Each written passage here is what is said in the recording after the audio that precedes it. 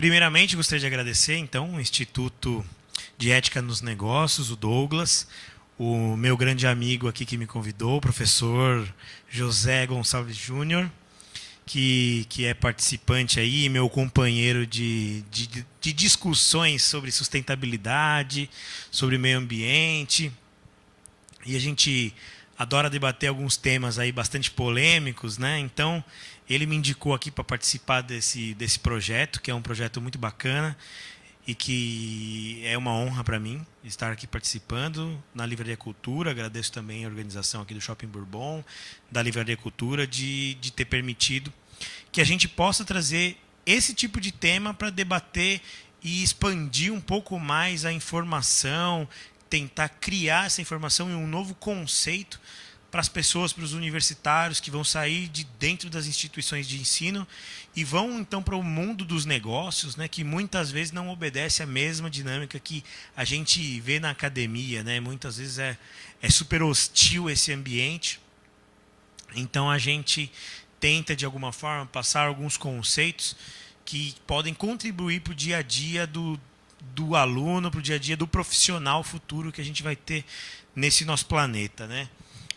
Eu vou fazer o tema, né, da apresentação hoje é ética no dia a dia. Então, como conduzir negócios de maneira ética, socialmente responsável e ecologicamente correta, para a gente trilhar um caminho da sustentabilidade, né? Então, nesse sentido, nós também fazemos projetos de criação desses planos e programas de responsabilidade do produtor, programas de logística reversa. Então, a gente trabalha um pouquinho nessa área de consultoria, né? A empresa já nasceu um pouquinho com esse conceito.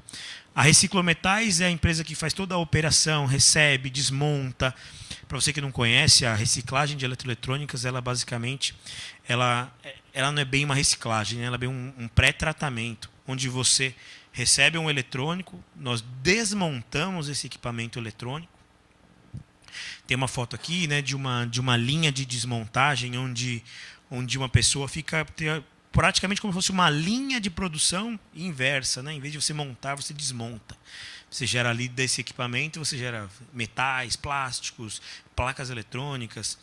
E um exemplo, uma placa eletrônica pode ter aproximadamente, dependendo da sua qualidade, pode ter até 200 gramas de ouro por tonelada de placas eletrônicas. Isso é 17 vezes mais rico, esse tipo de resíduo é 17 vezes mais rico do que o próprio minério extraído, né, no processo de captura aí do ouro nas minerações, nos garimpos. Então, esse é um tipo de mercado que contribui para a sustentabilidade, porque ele preserva esses recursos naturais e retorna isso para a cadeia produtiva, né? Então, basicamente, a gente tem como critério isso. Então, a empresa, para exercer essa atividade, tem inúmeros requisitos legais, como licenças de operação, cadastros federais, como o IBAMA, né? Então, esse é mais ou menos funciona a nossa atividade, né? E para vocês terem uma ideia, não existe no Brasil hoje uma refinaria que faça essa extração de metais, né? De metais preciosos nas placas eletrônicas, por exemplo. Então, esse tipo de mercado é um mercado mundial, né? Um mercado onde você está trocando experiências e fluxo de mercadorias entre inúmeros países, né? Nossa empresa, a gente se relaciona com países europeus, norte-americanos, asiáticos, fazendo a natureza desse tratamento é muitas vezes mundial, né? O que aparenta um produto que é comprado, um exemplo, né? Produzido na China. Aí você vai passar férias em Miami, compra o celular, traz para o Brasil, extrai, usa todo esse equipamento. No momento de ser jogado fora, ele vai ser extraído metais lá na Alemanha. Então faz um fluxo mundial aí o seu produto. Então é um pouco da globalização aí dos mercados, inclusive também na parte dos resíduos, né? Então, para vocês terem um exemplo, né, do processamento aqui da nossa empresa, no ano de 2012, a gente processou aproximadamente 1.134 toneladas de materiais, né? Então 1.130.000 quilos de materiais, onde 330 toneladas foram só placas eletrônicas, né? Que foram trabalhadas, 29% de todo o volume processado. né? Então, aí, inúmeros outros materiais, como metais ferrosos, alumínio, plástico, outros componentes, como metais como cobre, manganês, cromo, inúmeros tipos de materiais, baterias chumbo ácida, e todos esses materiais eles retornam para a cadeia produtiva, né? Voltando num ciclo da reciclagem.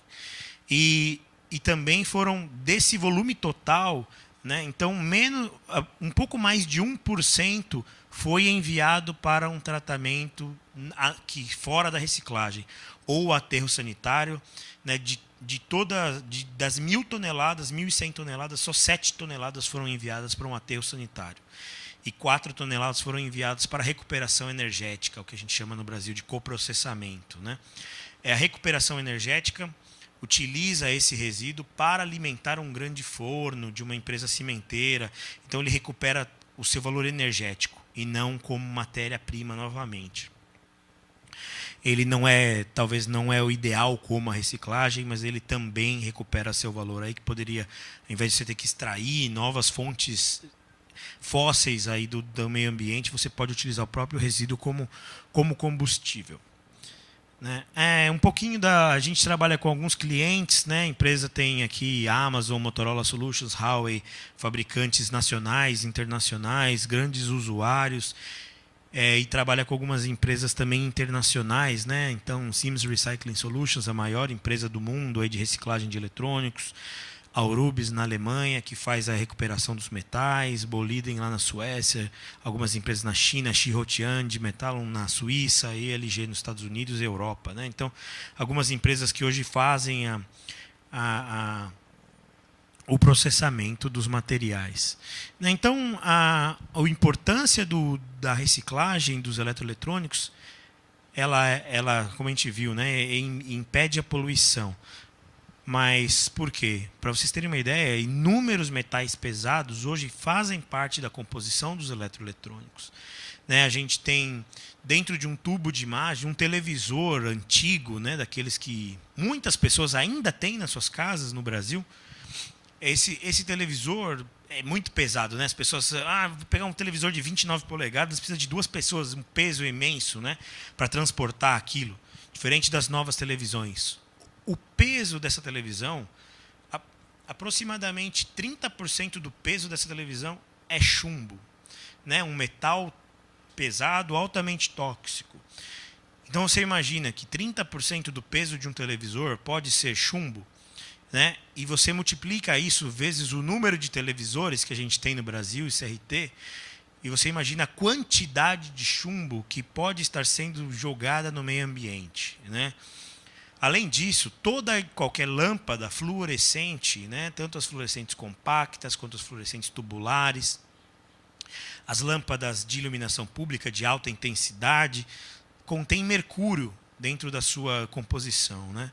Então, esses metais, o mercúrio, por exemplo, ele causa danos irreversíveis ao sistema nervoso central, né? Então, você tem... E esse metal é acumulativo, né? Se fala muito do fluxo do mercúrio, porque o mercúrio é um metal volátil, então ele está no meio ambiente, ele evapora, vai para o ar, do ar ele precipita na chuva, vai para o mar, por exemplo, e os peixes vão acumulando esse mercúrio dentro do corpo, né? Então, digamos, um atum, por exemplo, um peixe de grande porte, vai comendo peixes pequenos. E esse mercúrio ele é acumulativo. Então, eu como peixe pequeno, o mercúrio que estava no pequeno veio para mim.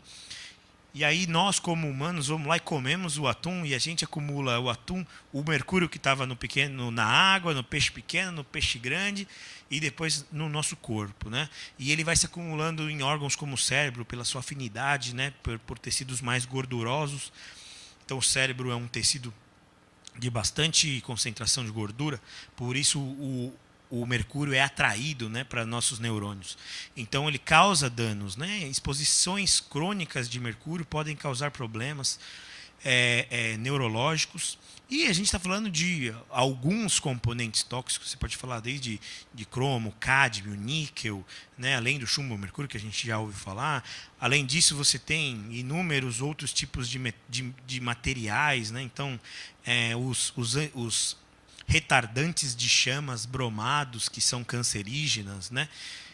que fazem, hoje estão compondo os cabos, os equipamentos, para você impedir que no caso de um incêndio, né, no caso de ter uma chama dentro do seu computador ou seu equipamento eletrônico, um curto-circuito, que ele não pegue fogo naturalmente, eles põem esses compostos, mas que hoje são conhecidamente tóxicos, né? Desde 2003 já existe uma norma na União Europeia onde os produtos não devem ser utilizados componentes tóxicos, né? Essa norma chama RoHS, que é Reduction of Hazardous Substances, que são a redução de substâncias perigosas. Então, hoje, qualquer empresa que produza componentes eletroeletrônicos que queiram negociar com o mercado europeu devem trabalhar em conformidade com isso. Então, eu já fiz uma apresentação do que é a nossa empresa, o que a gente faz, e aí eu quero falar um pouquinho dos desafios de ter ética no dia a dia, que é o tema da nossa conversa hoje, né? E como isso pode contribuir para a sustentabilidade. Esse slide que está na apresentação, ele fala um pouquinho do modelo da cadeia da reciclagem no Brasil. Agora, não só a cadeia de reciclagem de eletroeletrônicos, mas a reciclagem como um todo, né? No Brasil, a reciclagem de eletrônicos, a reciclagem em geral, ela vem de um modelo histórico bastante prostituído, né? Quem aqui não conhece o ferro velho da esquina, né? O sucateiro? Então, esse é um mercado altamente prostituído e muitas vezes antiético, né? Quando a gente fala de reciclagem, a gente discute a reciclagem como uma solução para a sustentabilidade. E muitas vezes a gente despreza determinada cultura econômica ou cultura desse negócio, da natureza desse negócio, que é muito deletéria, tanto para a sociedade quanto para o meio ambiente.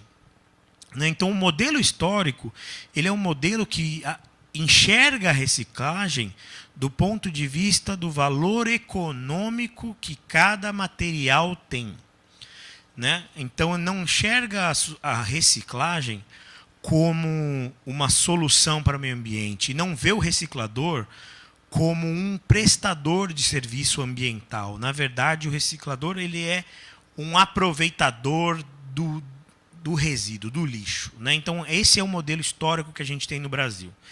Quais são os desafios, então, de você ter um comportamento ético dentro desse mercado, né? A ética, esse mercado ele é prostituído pela sua própria natureza, né? Então, eu dou um exemplo para vocês, né? A reciclagem no Brasil hoje ela é muito baseada na informalidade das pessoas. O agente logístico da reciclagem é o catador, né? O catador ele não é visto, ele politicamente muitas vezes é utilizado como uma ferramenta, né, de alavancagem política, mas não enxerga a real necessidade desse catador, onde um catador que fique doente e não esteja na rua catando lixo, ele não vai ter receita para sustentar a sua própria família, né? O que eu muitas vezes debato em relação à reciclagem é que, a partir do momento que exista o mínimo de desenvolvimento no nosso país, o catador vai migrar da sua função para uma outra função que seja menos desgastante ou que seja menos prejudicial à sua vida. Então, o Brasil hoje recicla aproximadamente 98% das latinhas de alumínio. Parece que nós somos altamente conscientes ambientalmente, mas isso não é verdade, porque as pessoas que estão coletando as latinhas de alumínio na rua, elas só fazem isso por falta de opção. Elas fazem isso porque eles estão alimentando a sua família em troca disso, em troca de estar na rua puxando uma carroça.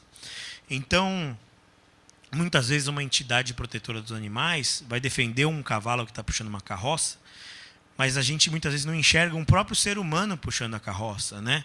Então, a cadeia de reciclagem, para que ela possa contribuir para a sustentabilidade no seu potencial máximo, ela tem muito que evoluir do ponto de vista social e ambiental, né? Então, o que a gente tem é um paradigma hoje, né, entre o valor econômico e o valor ambiental dos resíduos.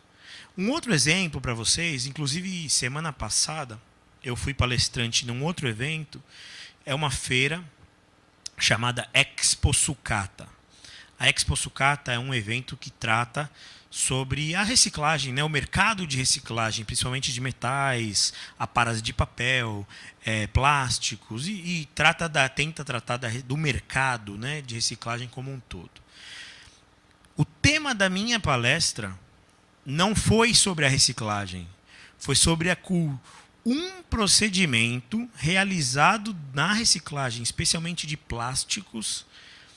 E eu não falei como reciclador, eu falei como toxicologista. Porque não sei quantos aqui conhecem, mas boa parte do processo de separação e classificação de plásticos para reciclagem é feita por uma metodologia altamente prejudicial à saúde humana. Quando você tem plásticos misturados em tipos, né, os plásticos você pode ter 500, 600, 700 tipos de resinas plásticas diferentes, né?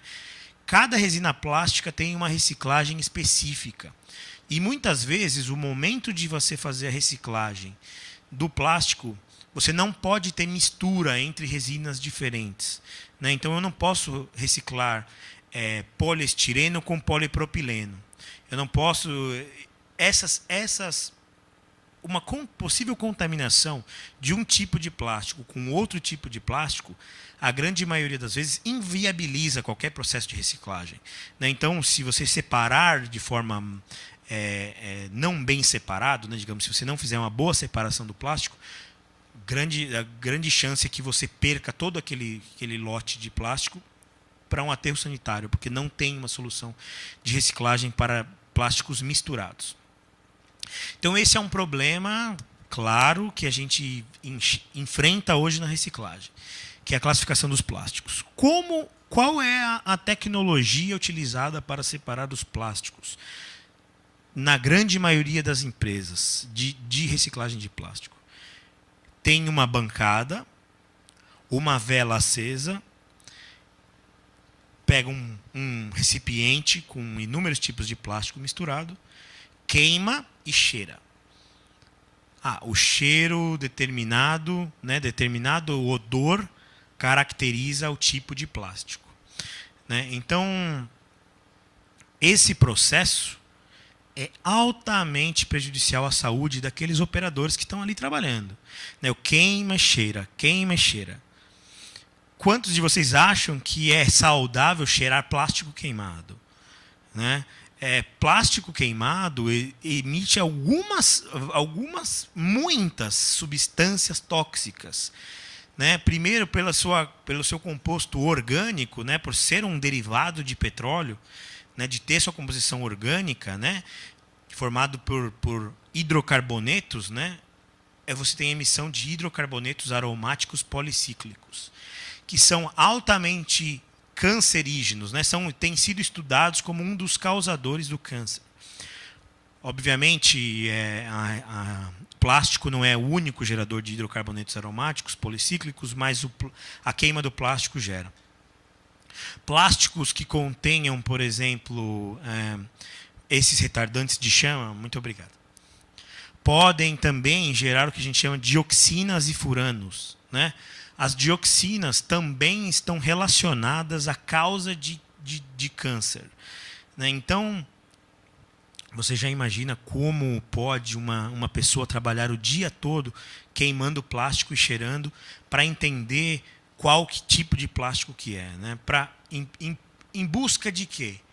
Em busca do maior retorno econômico para o material que ele está processando, né? Então, quanto mais eu separar, melhor vai ser a receita que eu vou ter em prol disso. Então, é aí que mora o grande paradigma da reciclagem. Qual o valor econômico do produto que eu estou tratando versus o respeito à sociedade e o respeito ao meio ambiente. Um outro exemplo que eu dou para vocês é quantos aqui já não viram, já passaram na rua e viram um catador queimando algo assim numa guia, num terreno baldio, pondo fogo. Isso geralmente é causado para queimar fios de cobre. Então, os cabos de energia dos aparelhos, os cabos de força das casas, né, o plástico não tem o mesmo valor do cobre. E o cobre perde o seu valor estando com essa parte plástica junto. Então, a forma mais prática, né, ao invés de você descascar fio a fio, tirar o cobre, separar do plástico, a forma mais prática é você pôr fogo. Então, pega um combustível, põe o fogo, né? Muitas vezes o combustível pode ser um pneu, pode ser resto de outros tipos de lixo, de plásticos. Põe fogo, depois que aquele plástico da camada mais externa dos cabos é consumido, você tem ali o plástico sobrando ali, né? Então, você tem o cobre, né, disposto ali sem o plástico que foi consumido pelo fogo. Esse cobre, então, é revendido para as empresas de reciclagem. Então, os desafios da reciclagem são muito grandes. Por mais que a gente debata que a reciclagem é uma solução para a sustentabilidade, os desafios são extremamente grandes, né? Porque a gente acaba impondo responsabilidade sobre alguém que não tem a capacidade ou conhecimento de exercer aquele papel, de ser um agente ambiental. Falta capacitação, falta treinamento e falta interesse de ensinar esse catador a ele deixar de ser um catador e passar a ser um agente ambiental. Então, os desafios da reciclagem como empresa no nosso dia a dia, qual é, né? Muitos deles a gente tem que enfrentar determinados dilemas a não conseguir o melhor retorno financeiro para um produto porque ele não é a melhor solução do ponto de vista social ou ambiental. Né? Isso acontece quando? Quando eu abro mão de uma pessoa querer me vender cobre que eu sei que foi queimado na rua. Né? Impede também de eu fazer negócios com empresas que pagariam melhor na minha sucata plástica, mas que eu sei que ele utiliza mão de obra fazendo esse processo de queima, que é a mais barata. Então é muito mais barato do que eu mandar para uma empresa que comprou tecnologia para separar esse tipo de plástico. Né? Hoje, um analisador portátil de resinas plásticas, né? Digamos, um aparelho que você pode encostar na resina plástica e ver qual que é a sua composição, pode custar aí de 70 a 100 mil reais um aparelho. Né? É muito mais barato eu ter algumas pessoas queimando e cheirando esse tipo de material. Então, como fica o desafio ético para uma empresa, sabendo que você tem duas opções diferentes, uma opção economicamente melhor, porém social e ambientalmente muito negativa. Né? A grande maioria das empresas opta pela opção econômica. Muitas vezes a opção econômica, talvez ele nem saiba exatamente o impacto que ele está causando, mas ele fecha os seus olhos também para isso. Né? Quantos casos a gente já ouviu no nosso dia a dia de grandes marcas de shopping contratando mão de obra semi-escrava, né, de imigrantes ilegais no Brasil, ou empresas mandando fazer produtos na Ásia. Né? Eu estive pessoalmente na China, numa empresa de reciclagem, onde você tinha 2.000 funcionários, a pessoa num ambiente extremamente insalubre, com a mãe, o pai, os filhos, os avós, todos trabalhando junto, comendo no ambiente de trabalho. Né? Por quê? Porque ganha por produtividade. Né? Quanto mais ele produzir, mais ele vai ganhar no final do dia. Né? Então, essa relação da reciclagem com a parte não ética é muito grande. Né? Então, o que a gente enfrenta hoje? Um mercado onde você quer sobreviver, que é um mercado muitas vezes prostituído, como eu te falei, como a gente falou, que não enxerga essa demanda social e ambiental e só enxerga o apelo financeiro. Né? Então a gente enfrenta uma concorrência desleal com empresas que utilizam isso. A grande informalidade desse setor. Né? Então, como empresa, como que eu posso optar em ter todos os meus funcionários CLT, registrados, pagando impostos, como eu vou ser competitivo no mercado desse? Né? A forma que a gente entende é que esse mercado tem que passar por uma transformação. Para contribuir para a sustentabilidade do setor e para a sustentabilidade da sociedade, a reciclagem tem que evoluir. Evoluir de um modelo econômico para um modelo de prestação de serviços ambientais. Eu, como empresário, na minha empresa, eu tenho que fazer decisões todos os dias entre optar por algo que seja ambientalmente correto ou que seja melhor do ponto de vista econômico. Um grande exemplo, né? Então, como eu estava citando, 30% do peso dos aparelhos de televisão é composto por chumbo. Eu posso pegar esse vidro de CRT, né, que é o tubo do raio catódico do televisor, posso destiná-lo de forma adequada, por exemplo, não ideal, mas adequada para um aterro sanitário industrial controlado, classe 1, e pagar por esse processo, né? Pagar para destinar aproximadamente aí R$ 500 por tonelada que eu destine no aterro sanitário, ou simplesmente posso descartar de forma inadequada em algum lugar. Né? Eu já ouvi casos de pessoas que fizeram um buraco de 2 metros de diâmetro no fundo do quintal por 6, 7 metros de profundidade, encheram de vidro de tubo de raio catódico e cobriram com terra. Então, essas opções são nos dadas a cada dia. E como a gente pode optar por ser ou não ser ético nesse mercado? Um grande exemplo, esse mercado de reciclagem, ele é um mercado que muitas vezes, principalmente na parte de sucatas metálicas, muitas vezes ele é baseado no que a gente chama de bola, né? Para eu conseguir comprar a sucata de dentro de uma empresa metálica que utilizou e que hoje vai destinar aquilo, porque já é um resto da sua operação, eu tenho que comprar alguém lá dentro. Né? Isso é muito comum, pagar uma bola, pagar uma ajuda de custo, né, para a pessoa responsável pelo processo. Então, essa é uma cultura muito comum dentro do mercado. E por que eu tenho que optar? Então, a minha opção deve ser de eticamente tratar esse problema de uma outra forma. Né?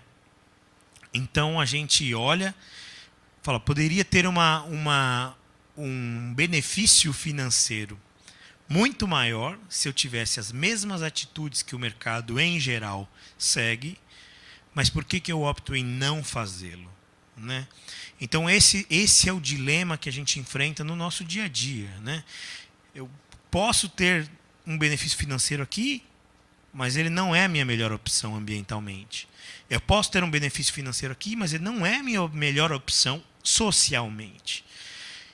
Então, o que me faz tomar essa decisão? Né? Eu acho que, em muitos casos aqui, eu até estava discutindo isso com o professor José Júnior, né, quando eu cheguei, eu acredito que a ética no processo administrativo, né, ele vem muitas vezes da própria natureza da pessoa. Né? Acho que eu não consigo ser ético na minha casa e ser antiético no meu trabalho, e vice-versa. Eu não consigo ser ético no meu trabalho se na minha própria casa eu sou antiético. Se eu me relaciono de forma desonesta com as pessoas, no meu relacionamento afetivo, no meu relacionamento familiar. Então, isso transpassa as barreiras entre o que você é na sua casa e o que você é no seu trabalho. Né? Então, acho que eticamente nós temos que ter valores definidos. Se eu não respeito o porteiro do meu prédio, se eu não respeito o faxineiro da minha empresa, se eu não respeito a pessoa que está pedindo na rua dinheiro, se eu não respeito essa pessoa, eu não posso respeitar uma pessoa que está em outra empresa queimando plástico e cheirando. Como que eu posso respeitar essa pessoa? Eu preciso ter esses valores dentro de mim. Então, eu acho que esse desafio do dia a dia, de ter um comportamento social e ético, ele é da natureza de cada pessoa. Né? Eu acho que pode ser aprendido ao longo do tempo, termos atitudes mais éticas, mais sustentáveis, mas isso já vem da natureza, da nossa natureza, né? Da forma que nós somos. Então, nós, como empresa, temos valores pessoais. né? A minha empresa é uma empresa familiar, é uma empresa onde trabalhamos eu, meu irmão, meus pais. Então, o relacionamento familiar, ou a cultura familiar, já é uma cultura de respeito social, de respeito ao próximo, de respeito ao meio ambiente. E por isso que a nossa empresa, hoje, talvez ela até sofra mais no mercado, mas ela quer construir uma empresa sólida a partir dessas premissas de valores pessoais e valores econômicos, né, e valores ambientais. Então, hoje a nossa empresa tem esse perfil, mas é um grande desafio. Muitas vezes o dilema é muito grande. O dilema poderia ter um benefício financeiro imediato agora. Por que eu não tomo essa atitude ao invés de tomar uma atitude ambientalmente correta, né? Então, esses dilemas são diários na nossa vida. Porém, apesar dos valores pessoais, nós enxergamos também que o modelo de negócio ele vem num processo de transição, né? O paradigma entre o valor econômico e o valor ambiental e social, ele gera muitos riscos do ponto de vista de valorizar apenas o econômico, né? Hoje, quantas empresas vocês conhecem que já tiveram problemas, né? Grandes cases de negócio que a gente ouviu, o caso Nike de contratar mão de obra infantil na Ásia, quantos riscos de reputação e o risco econômico que é diretamente causado por uma postura não sustentável, né? Quantos casos aqui foram noticiados de forma bastante abrangentes no Brasil, de empresas, grandes marcas de renome aí, da alta costura, que contratavam mão de obra semi-escrava. Essas marcas sofreram, a sua reputação sofre, né? Então, o risco, né? Então a gente enxerga que a mudança de paradigma entre o valor econômico para um valor sustentável, ele vai ser recompensado no futuro, né? A gente imagina que uma empresa que respeite a sociedade, respeite o meio ambiente e consiga, a partir daí, gerar resultado econômico, ela vai ser muito mais duradoura no mercado futuro. Porque o mercado futuro ele não tolera mais esse desrespeito. Ele não tolera o desrespeito ao meio ambiente, não tolera o desrespeito à sociedade. Então, essa mudança de modelo de negócio é o que traz as maiores oportunidades, tanto para a nossa empresa quanto para você que é estudante, você que está entrando no mercado. Tenha uma postura ética, tenha uma postura de respeito, porque isso vai ser muito valorizado no futuro. Porque as empresas hoje elas estão tendo que ser cada vez mais transparentes na sua forma de agir, né? A gente está vendo que o mundo está tendo que obrigatoriamente aprender que o desrespeito, principalmente aos recursos naturais e à sociedade, estão sendo altamente cobrados, né? Eu não sei em todo o Brasil se vocês estão passando por isso, mas aqui em São Paulo a gente está passando por um problema onde eu nunca imaginei na minha vida fosse ver, principalmente no Brasil, que é a falta de água, né? O Brasil hoje, que sempre se gabou em ter aí 15%, 20% da água potável de todo o mundo, hoje está passando por um problema de recursos hídricos. Então, a gente vê que o desrespeito ao meio ambiente, o desrespeito à sociedade, ele está cobrando preço, né? Então, acho que essas decisões vão vir cada dia mais, né? E cada dia mais a gente vai ter que combater esse tipo de atitude, né? O principal dilema é porque muitas vezes, quando você tem que fazer a decisão econômica versus a decisão ambiental e socialmente correta, muitas vezes essa decisão depende da sua sobrevivência, né? Uma empresa hoje no Brasil, ela sofre demais para ela pagar os seus impostos, uma empresa ética, né? que tem todos os seus funcionários, recolhe todos os seus impostos, ela sofre demais para poder continuar sobrevivendo no mercado. E muitas vezes alguns empresários são levados quase que obrigatoriamente a tomarem atitudes que não seriam sustentáveis. Mas eu acho que todos nós, acho que por isso que os valores pessoais são muito importantes na administração, no dia a dia da empresa.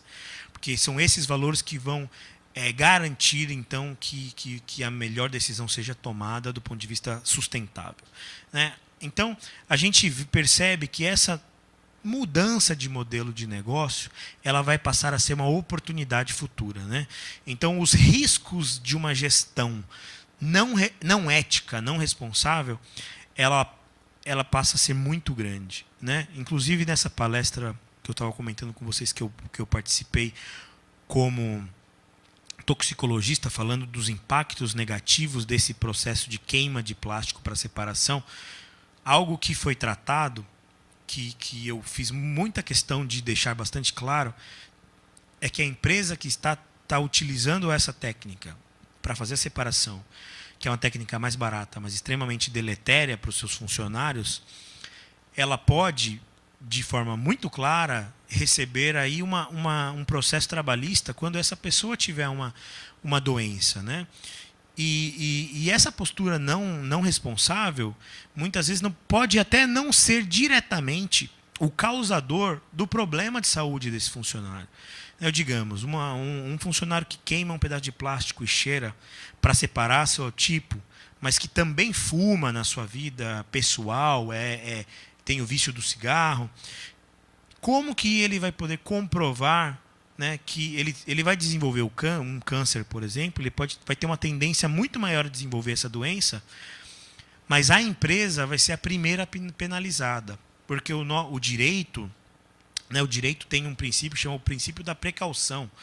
Se você, como empresário, não se precaveu de causar uma doença no trabalhador por uma técnica que é utilizada pela sua empresa, se você não precaveu, você é responsável.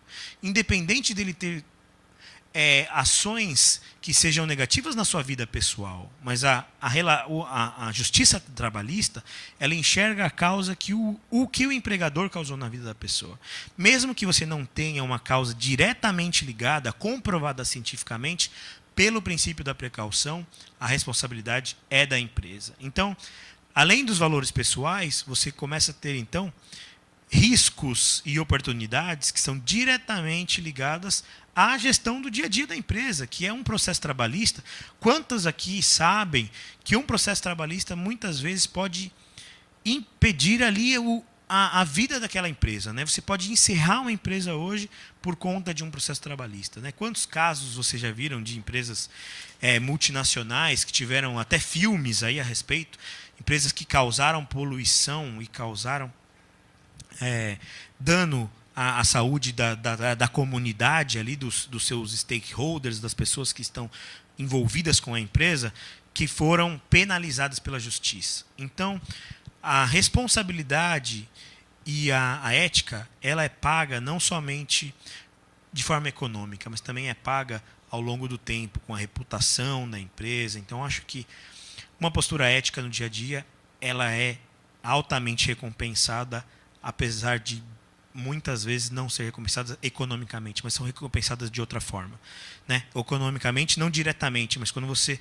tem uma postura ética e você corre muito menos riscos de depois ter essas contingências judiciais e tudo mais.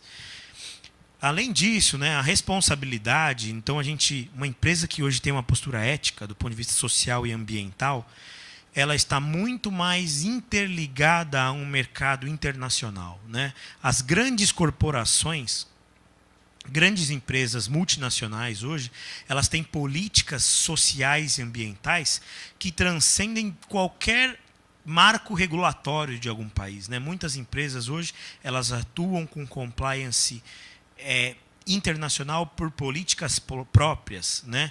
Empresas que hoje proíbem trabalho infantil em qualquer uma das suas operações, terceiras ou próprias, independente da legislação do país que está sendo atuado, permitir que tenha mão de obra infantil. Eu te dou um exemplo, né? Como eu citei, tive numa empresa de reciclagem na China, onde as crianças estavam ali trabalhando com os pais.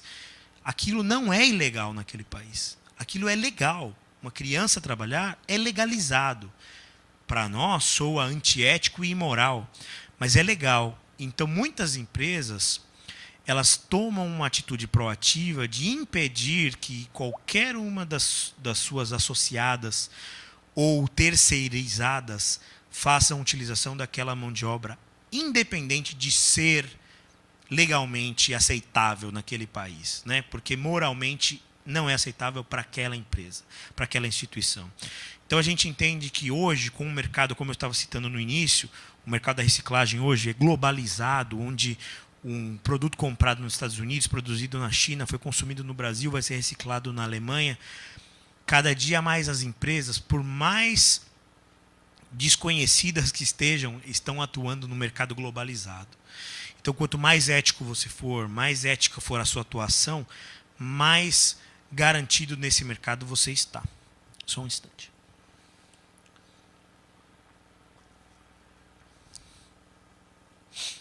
É uma grande oportunidade de ter uma atitude ética também na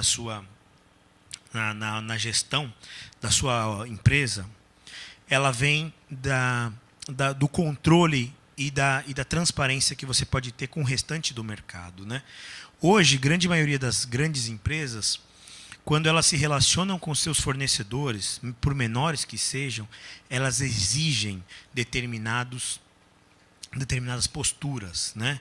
Então, eu, como uma empresa de reciclagem, quando me relaciono com um grande usuário do meu serviço, ele exige que eu demonstre que eu obedeço às normas trabalhistas e às normas ambientais, através de todos os mecanismos e instrumentos, né, como as normas regulamentadoras, né, que exigem então, os programas de riscos ambientais, de saúde ocupacional, exames médicos admissionais e periódicos que são feitos com os funcionários, a rastreabilidade do que acontece com o resíduo, né? Um exemplo, na nossa operação hoje, quando eu forneço um relatório para uma empresa que eu recebi 1.000 quilos de resíduos eletrônicos, por exemplo, eu não digo apenas que eu recebi 1.000 quilos de eletrônicos, eu digo que eu recebi 1.000 quilos de eletrônicos, mas o que eu fiz com os 1.000 quilos de eletrônicos? O que eu fiz com aquele percentual que era metal, aquele percentual que eram placas? O que eu fiz? Para onde eu mandei? A empresa que recebeu, qual que é a certificação ambiental que essa empresa tem? Então, hoje, cada vez mais o mercado ele vai exigir que você seja transparente com a sua operação, transparente com a relação que você tem no trabalho, com a relação que você tem com os seus fornecedores, né? Então, a oportunidade que a gente percebe nesse setor é que, tendo uma atitude ética, a gente está preparado para enfrentar a transformação de deixar de ser um sucateiro e passar a ser um prestador de serviços ambientais, né? Essa transição, né, ela gera um acréscimo de valor que muitas vezes não é percebido, mas um valor ambiental, social e econômico, né? E a gente cria, então, um valor sustentável para a empresa, tanto a nossa empresa quanto a empresa que está tomando o serviço. Então, acho que a ética no dia a dia, o respeito ao meio ambiente, o respeito à sociedade, ele vai ser cada dia mais valorizado. Então, a empresa que não tiver essa postura, com certeza ela não vai ser longínqua aí na sua atividade. Eu trouxe aqui, então, um exemplo, né, do que é a sustentabilidade. Sustentabilidade ela é baseada em 3 tripés, né? E o tripé da sustentabilidade é baseado numa performance econômica, social e ambiental. O negócio da reciclagem ele está atualmente longe de estar dentro desses 3 tripés, né? A grande maioria do processo de reciclagem. Só que a reciclagem ela vai ser muitíssimo importante para a sustentabilidade de toda a sociedade. Porque, apesar de sermos ambientalmente conscientes, a gente sabe que um mundo não vai conseguir evoluir sem ter consumo, sem ter uma atividade econômica acontecendo. E isso só vai poder ser trabalhado no seu melhor se você conseguir criar um conceito de economia circular, onde você tira aqui o resíduo e ele volta automaticamente para o início da cadeia, fazendo com que a gente chama aí de closed loop, ou essa economia circular, ou cradle to cradle, né? Então, a gente ainda tem um período para evoluir aí nesse processo para respeitarmos, então, as pessoas, o meio ambiente e sermos economicamente viáveis a partir disso. Né? Eu trouxe aqui alguns exemplos, né? Que empresa hoje que quer ter a sua imagem vinculada a esse tipo de imagem, né? Um exemplo para vocês aqui é essa foto aqui de baixo, que tem um monitor de computador e algumas crianças. É uma região em Gana, na África, que fica na capital Accra, que é praticamente um depósito de lixo eletrônico mundial. Né? Países como os Estados Unidos, europeus, países desenvolvidos, hoje destinam de uma forma economicamente mais barata, né? Então, sempre aquilo que eu digo, né? O valor econômico ou o valor ambiental. Quando você opta por valor econômico, você acaba tendo esse tipo de destinação para o seu tipo de lixo. Vai parar lá num terreno no meio do meio ambiente, com um rio passando no meio, crianças queimando partes para aproveitar o cobre, cheirando os fumos ali, quebrando, né, os vidros com chumbo, jogando no meio ambiente. Então, você tem aqui uma opção altamente destrutiva. Só que nenhuma empresa quer vincular a sua marca. Quando a gente vê, por exemplo, uma menininha lá na China, no meio de um monte de lixo, segurando um teclado ali da marca Apple, por exemplo, você acaba vinculando a imagem da sua empresa a uma atitude antissustentável.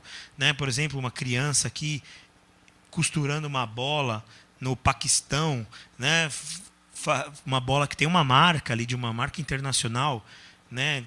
E uma marca de roupas, utilizando mão de obra escrava. Esse tipo de atitude ela já não é mais aceitável na nossa sociedade. Então, isso prejudica demais a imagem de uma empresa. Então, é por isso que atitudes socialmente e ambientalmente responsáveis, elas, ao longo do tempo, elas são muito mais valorizadas do que única e exclusivamente optar por uma atitude economicamente melhor naquele momento. Né? Eu coloco aqui algumas informações nossas, né? Quem mais tiver interesse, fazer alguma pergunta particular, mandar um e-mail para nós. Além do nosso site, que é gruporeciclo.com.br ou reciclometais.com.br. Esse site tem bastante informação, inclusive para vocês que têm interesse em atuar na área de reciclagem de eletrônicos, tem bastante informação lá. Além disso, a gente tem a página no Facebook, é facebook.com/recicloambiental, e também é nosso blog, né, lixoeletrônico.blog.br. Está aí disponível, tem as minhas informações lá e tem canais de comunicação. Se sentir vontade aí de debater, de estruturar, aí, de conhecer um pouquinho mais, a gente está à disposição aí para vocês. Tá bom?